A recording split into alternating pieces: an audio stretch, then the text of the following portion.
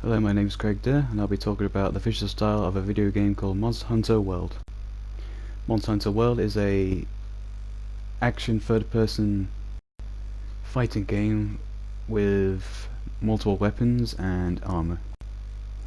The main goal of Monster Hunter is hunt down monsters, gather the materials of monsters to get better gear and better loadouts for whatever you want for your weapons. The main story of Monster Hunter is fighting a giant monster named Zoromagdaros, where you have to track down his tracks throughout the world in this island called Astera, I believe, or simply the New World. You are members of a fifth fleet entering this new world where you're like an extra army of hunters ready to hunt down monsters and do research on said new monsters in this new world. And what you're looking at now is the hub world known as Astera, where you could buy items, build gear from a blacksmith, and farm materials, I believe, and also eat food to give yourself buffs and powers before you fight or hunt down a monster. The main progress of Monster Hunter and story I should say, is you hunt down monsters through various expeditions, going to new areas, hunting, looking down for tracks of the Zoromagdaros, which leaves a giant lava rock kind of place, while also encountering new monsters along the way. Monster Hunter World has a lot of different environments, where it can have a desert-like land called the Wide Spire Wastes, where it is simply like a desert-like area with cactuses and dried trees, and an area called the Elder Recess, where it is mainly built of crystals and hardened rock from a volcano that's nearby. Also very strong monsters.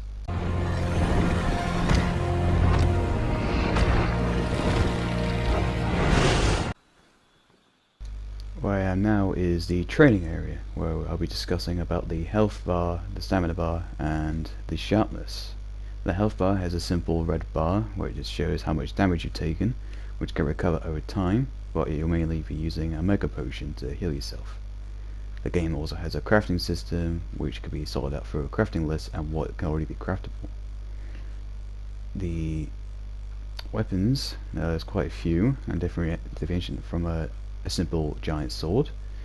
There's a loadout which can be customized to your liking through many different weapons, like a dual wields and giant sword and a gun, all sold out through a tiny box, which is your main storage of the game. As you can see, most weapons have different kind of attacks. The great sword has a very standstill charge up attack, which can be very vulnerable but allows you to do a lot of damage. The game has a lot of weapons, of differences from a giant lance to a giant axe and a giant sword, and many different weapons. There's a crafting tree of upgrading weapons to different variations, and low rank and high rank armor, where low rank is for beginning players and high rank is for players who are going to experience the proper game and difficulty. As you can see through the blacksmith, it tells me the materials and the skills I will get. When you start a quest, you can go around and interact with the environment you're in to prepare yourself for the quest. As you can see, I have now already started the quest. The game comes from stealth, a simple stealth mechanic of hiding in the bush, where the enemy can no longer see you and will give up trying to hunt you down. This is mainly used for small monsters, as they can disrupt your scout flies from tracking down monsters, which I'll discuss a bit later on within the game. The game holds like destructive environments where you can blow up a dam filled with lots of water. As you can see, the dam is slightly damaged from that explosion, and if I add another explosion to it, the entire dam will create a small waterfall that will push down any monster that will be in it.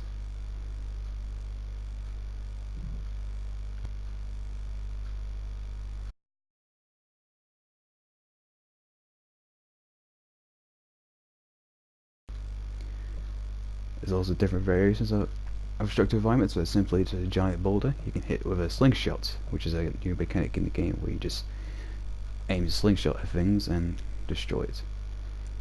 There are different kinds of monsters and attitudes and personalities, where some monsters are very peaceful and just simply eat eggs and can just ignore you throughout the entire game, but only attack you if you attack them. This isn't just exclusive to this monster. There are quite a lot of strong monsters as well that act very neutral and peaceful towards you, unless you attack them and become very angry and attack you as well. Some monsters can become very angry at you, leaving steam off their head, or simply roaring very loudly, or simply looking very strong as they used to.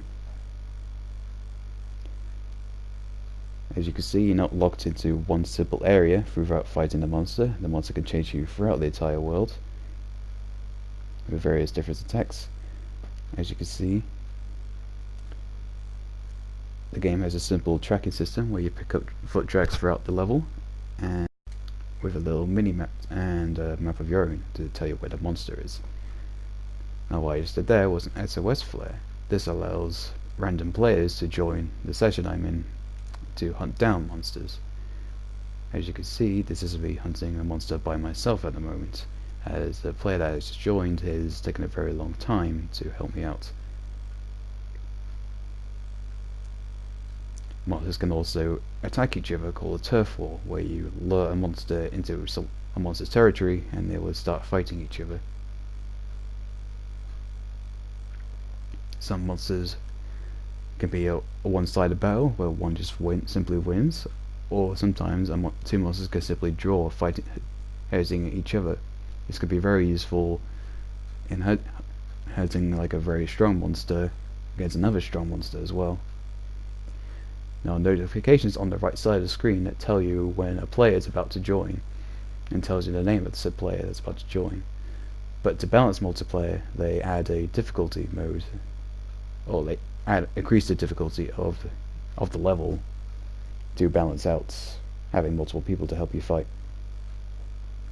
As you can see right now, I am doing a mounted attack where I jump and land on a monster and repetitively attack it with a knife, or a hunting knife.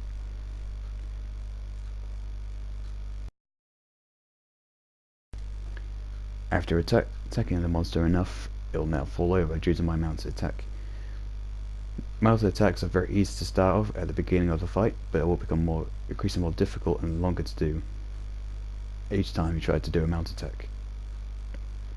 Monsters tend to leave only body language of the character model to assume that you're attacking them. There is a simple death system of team lives, where if you faint a certain amount of times, or if your entire party were to faint a certain amount of times, the quest will fail. And as you die, you will lose your maximum health and benefits you get from eating your food. Some monster parts can be cut down, like a tail, to trip over the monster and leave it vulnerable to be attacked. After killing the monster, it'll leave a little fixed cutscene or fixed camera around the monster playing the dying animation to tell you that the monster is dead, while also leaving a notification telling you that the name of the monster is dead. After you kill the monster, you carve it to gain materials. Here is another example.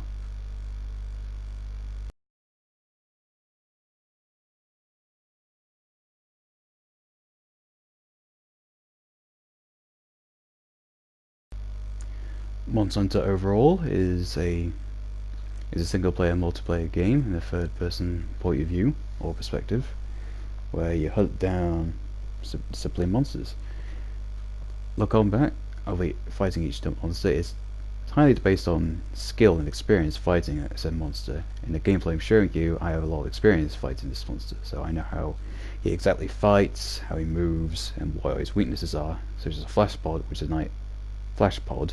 an item in the game that can simply work as a flash grenade, and that will stun or blind the monster for a while, leaving him vulnerable to be attacked. But he will swing around and guessing where he could be. The graphics of the game is more of a realistic. It's more like a realistic touch to it. As you can see, the monster has very visible scales, almost look like a lizard's kind of scale. NPCs in the game are mainly used for delivering side quests, where they require you to get certain materials to build certain campsites where you can travel to throughout each level. The overall progress of the game is killing monsters, getting the materials of monsters, and using the materials of the monsters to get better equipment throughout the game. After every quest you will get a end results screen which will appear soon, which on the left side of the screen will tell you the level of difficulty the quest is and the completion time of the quest. And on the right side of the screen will show you the rewards you can get from the quest you just completed.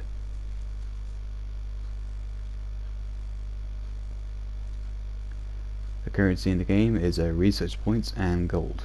Gold is used for equipment and research points is used for gathering information. The UI on the left side of the screen has a timer, which is said ranges around 30 minutes to 50 minutes, which is there. If you run out of time during the quest will fail as well. The game has a health bar and stamina bar. Every time I run, it will drain my stamina, and where I take damage, I'll lose health. Every time I hit the monster, a small sword symbol will lose sharpness. The sharpness is based on whether or not I can hit the monster, or whether my weapon will bounce off the monster or not, depends on its defense. As the sword meter will lower, the less damage you will deal to the monster, which is why upgrading your weapons will give it more levels of sharpness to make the swords do more damage as well. Overall, I've covered the visual styles of the game, what the combat like, and how the UI works.